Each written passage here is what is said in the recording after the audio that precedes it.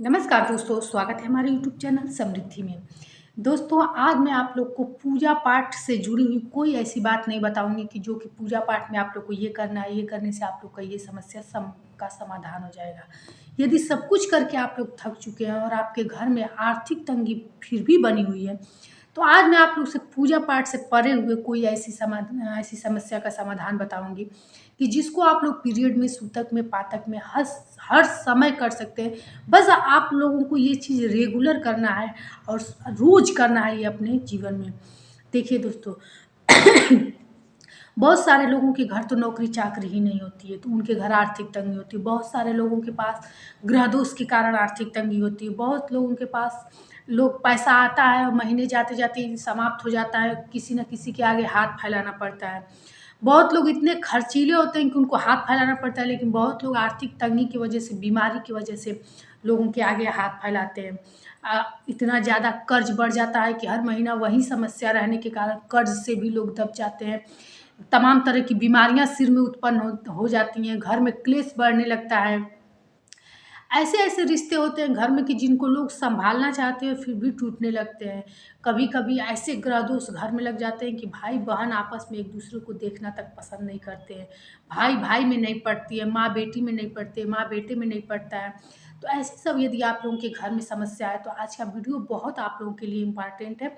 ध्यान से सुनिए दोस्तों, क्योंकि ये जो समस्याएं हैं आप लोगों की, मैं आप लोग से कहीं भी तीर्थ व्रत या दर्शन के लिए नहीं कहूँगी, लेकिन जो भी उपाय बताऊंगी आप लोग बस ध्यान से सुनिएगा और समझिएगा। वीडियो को स्किप मत कीजिएगा, क्योंकि स्किप कर देंगे तो आप लोग को मेरी बातें समझ में नहीं आएंगी।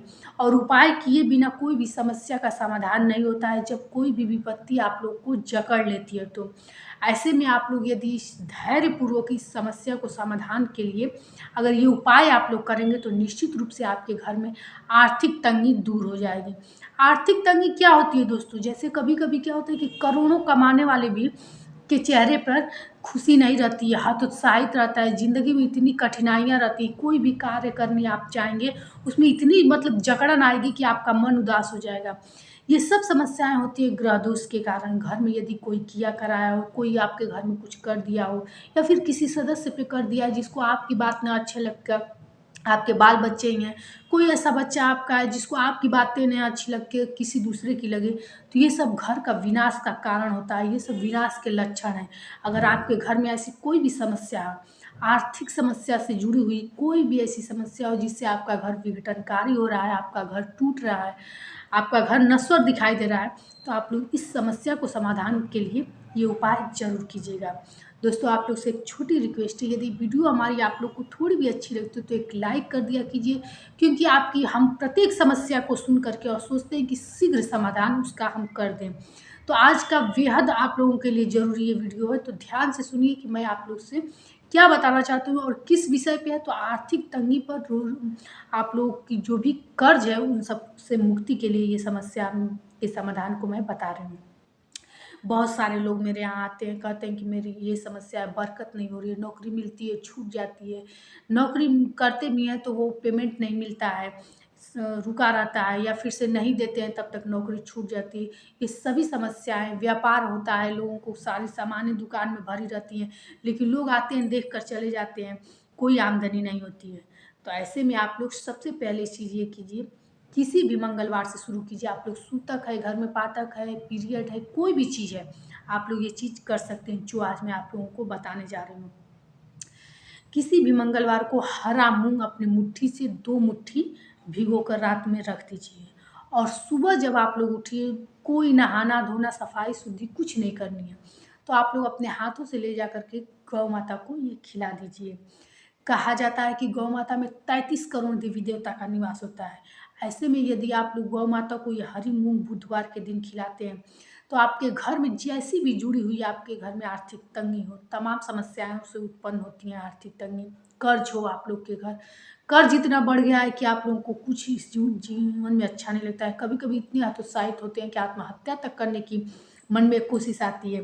अच्छा, एक चीज़ मैं यहाँ आप लोग को बताना भूल गई हूँ कि क्या होता है कि कभी कभी लोगों के मन में एक अनजाना सा भय भी रहता है कि कहीं मेरे पर ये परेशानी ना हो जाए, या फिर एक अनजाने से डर से लोग पीड़ित रहते हैं।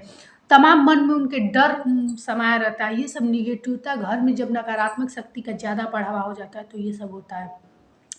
तो ये हरी मूँग की दाल आप लोग प्रत्येक बुधवार को खिलाना शुरू कर दें, और जो भी चीज़ शुरू करें, कोई तिथि वगैरह नहीं देखनी है, बस आप लोग रेगुलर धैर्य से कर कीजिएगा। क्योंकि आप लोग को मैं जो उपाय बताती हूँ, उस उपाय में आप लोग को थोड़े दिन ये लगेगा कि हमारी समस्या जल्दी दूर नहीं हो रही, लेकिन सोचिए आप लोग को समस्याओं ने एकदम जकड़ रखा है, इतनी जल्दी समाप्त नहीं होगी। लेकिन हाँ, 1-2 बार करने के बाद आप लोग को उसमें स्थिरता नज़र आएगी और धीरे-धीरे वो समस्या आप लोग की समाधान हो जाएगी। दूसरी चीज़ दोस्तों बताऊँगी, सतांजा। सतांजा जिसको 7 तरह के अनाज कहा जाता है। 7 तरह के अनाज या बेकरी की दुकान पे भी आप लोग जाएँगे, कहेंगे तो लोग मिलाकर भी दे देते हैं, पैकेट का भी रखे रहते हैं। इसको अपनी मुट्ठी से 1 मुट्ठी कम से कम लीजिए और रात्र में लाल कपड़े में बाँध करके अपने सिरहाने आप लोग दबा कर या अपने बेड के नीचे आस-पास जो भी हो रख लीजिए, और सुबह उठ करके अपनी मनोकामना कहते हुए या अपनी कष्ट कहते हुए जो भी हो आपका, अपने छत पर ये छिड़क दीजिए। पंछी खाएँगे, कौवे खाएँगे, जो भी हो। देखिए दोस्तों, एक चीज़ तो सरल है, आप लोग ये जानते होंगे। कहा जाता है कि पेट की तृप्ति यदि आप लोग किसी भी जीव-जंतु, मनुष्य की कर दें, तो कहा जाता है कि उससे जो भी आप लोग को आशीर्वाद निकलता है वो कभी खाली नहीं जाता है। पेट की संतृप्ति निश्चित रूप से आदमी को आशीर्वाद दिलाती है और निश्चित रूप से वो इंसान आगे जाता है। ऐसे में आप पक्षियों की यदि ये चीज़ करते हैं, गाय को भी जो बताऊँ वो भी उनके पेट में जाएगा। तो ऐसे में आप लोग को खूब देवी-देवताओं का आशीर्वाद मिलता है। तो ये चीज़ आप लोग रोज़ कीजिए, एकदम जो मैं चीज़ बता रही हूँ उस चीज़ को दैनिक जीवन में अपने ढाल लीजिए। बाकी आप लोग को कोई पूजा जाप करने की ज़रूरत नहीं है, जो चीज़ कि अब आपके जीवन पे काम ही नहीं कर रहा है। तीसरी महत्वपूर्ण चीज़ ये है दोस्तों कि सुंदरकांड। सुंदरकांड यदि आप लोग के भाग-दौड़ के जीवन में आप लोग को नहीं है ऐसा टाइम कि जिससे आप लोग रोज़ शाम काल में सुंदरकांड पढ़ पाएँ, तो कोई दिक्कत नहीं है। इस समय मोबाइल है, आप लोग उसकी इतनी तेज़ ध्वनि लगाइए कि घर के पूरे दीवार से वो चीज़ गूँज जाए, और ये चीज़ आप लोग लगा कर के रोज़ शाम काल में 9 बजे रात तक ज़रूर आप लोग को चला लेना है।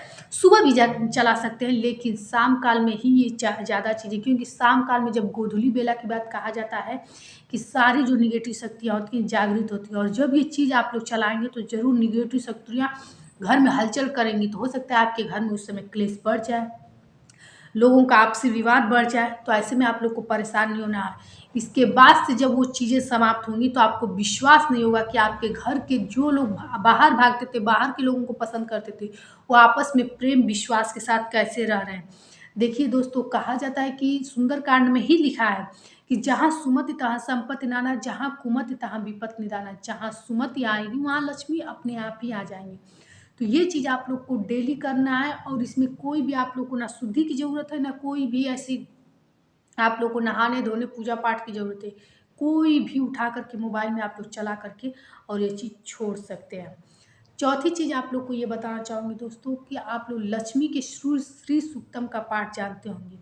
आप लोग घर में अगर कर्ज के कारण और रिश्तों के टूटने के कारण बहुत ज़्यादा परेशान हो गए, मानसिक पीड़ा ने आप लोग को सता रखा है, तो श्री सूक्तम का पाठ आप लोग कर सकते हैं तो कीजिए, नहीं तो आप लोग मोबाइल में चला करके इसको सुबह-सुबह, मतलब कि ब्रह्म मुहूर्त में आप लोग जग करके, अब आप लोग के मन में ये प्रश्न होगा कि हम ये इस चीज़ को ब्रह्म मुहूर्त में और सुंदरकांड को रात्र में क्यों करें? देखिए, काली शक्तियाँ या नेगेटिव शक्तियों के कारण जो आप लोग के मन में ये सब विचार आता है, डर पैदा होता है, नई-नई चीज़ों का डर आपके मन में, कहीं मुझे ये चीज़ परेशान ना कर दें, कहीं मुझे वो परेशानी ना आ जाए, या फिर बड़ी-बड़ी बीमारियों का भय, ये सब होता है लोगों के कारण।